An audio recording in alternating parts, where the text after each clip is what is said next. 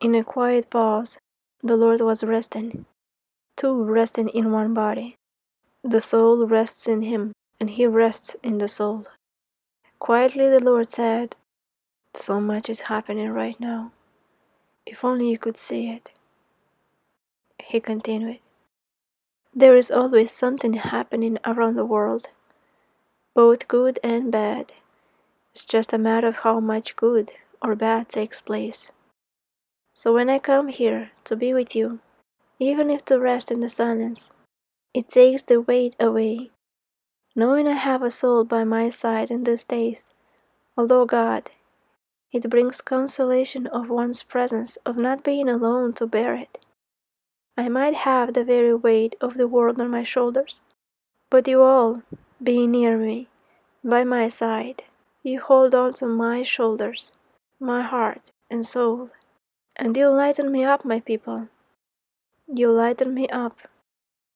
When I have a heart to whom I can unburden myself to, share my thoughts and heart, it is so reinvigorating, much like you do when you share your burdened heart to a trusted friend and soul.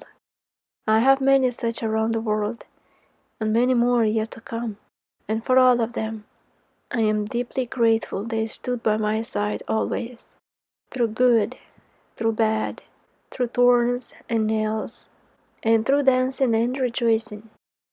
You see, the one who begins to fall in love with me begins to want all concerning me, all concerning my heart, my soul, my cares, my needs, my tears. You know how it is when you love a soul, you don't choose with partiality which side of them you would want. You accept all they are, weaknesses and strong points. And so my bride, growing in her love for me daily, she too is learning step by step to accept and embrace all of me, both joys and thorns. Gradually, all would be pleasing to her out of love for me. She then grows more and more in me. At times she too would say, "Lord, take this cup away from me." But likewise, as I work in her soul and heart, she gains the courage to yield and be like me. Yet not my will, but yours be done. You see, she is much alike unto me in my bittermost sufferings. But my grace is there for her, and she too yields to the Father's cup for her. Even more, I am there to help her drink her cup, gulp by gulp. And I saw it that they are in the garden, knees bent on the ground, and the bride drinking with the help of Jesus from the cup offered her. Jesus continued, not forcing her, for she decides to do so for me. Love does not force itself onto others. It is patient and enduring, kind and strong and lasting. 1 Corinthians 13.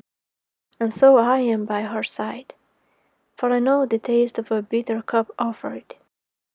My child, you all have your own bitter cups to drink from. Had they not been in your lives, a blessing would have lacked for you, your families, and many other souls. You see, when it comes from my hands, there is nothing that ought to make you afraid, when you know it is my hand offering it to you, measured for you, a dearly beloved soul I adore and care for. You see both the cups of joy and blessings flourishing, and both the bitter cups are a form of blessing from me to you. It is different, yes, but still, my handwork's doing. When you know I am the good shepherd and the faithful master who wishes no harm to his own ones, when you know I am that lovey-dovey of fathers, most perfect one, you ought not to fear the cup I offer you. It is turbulent when it happens, what the cup brings. But there is also a sweetness that is felt when the suffering is for me. You know, it is most pleasing to know you are suffering for your good God, who did not restrain himself for your sake too. Full-blown love on you he gave. Full-blown love he continues to give. So you see, fear not. Rather contemplate me as my mother did. Her source of joy in her bitter cup was knowing it is in the Father's will for this to happen and take place. And if so, it is for a good flourishing reason. Yes, it brought her much peace and joy in the sufferings that occurred, but she did not lose the awareness of Him in all of this. Whatever you are undergoing through, your peace will be in me. When you let yourself be taken care of by my hands and circumstances, when you abandon your own self-seeking to me, you become wholly detached, and soon, as you wait on me, you come to see my breakthrough behind that event. You see later on what I worked in it, and in you, and in many others you might not know as of yet. All in all, in this, my children, your peace lies in me, your focus on me, my goodness, my sovereignty, my love. Even in the suffering I love. Pain does not make me lose awareness of loving. Rather, I transform pain and suffering into a cause of loving me and your neighbor. Be likewise. My grace can aid you retain this awareness, and even if the waters sway to and fro, and you, in the storm, know not right from wrong, up from down, endure with trusting confidence. Deep down within you, you will feel my peace in uncertainties. That is my mark unto you. My peace which pulls you through as an anchor, so you will not lose yourself in the raging storms. And then I saw a soul on turbulent waters in a dark cloudy sky, winds blowing to and fro, and he is uncertain of his whereabouts, as if he is lost and what's going to happen to him.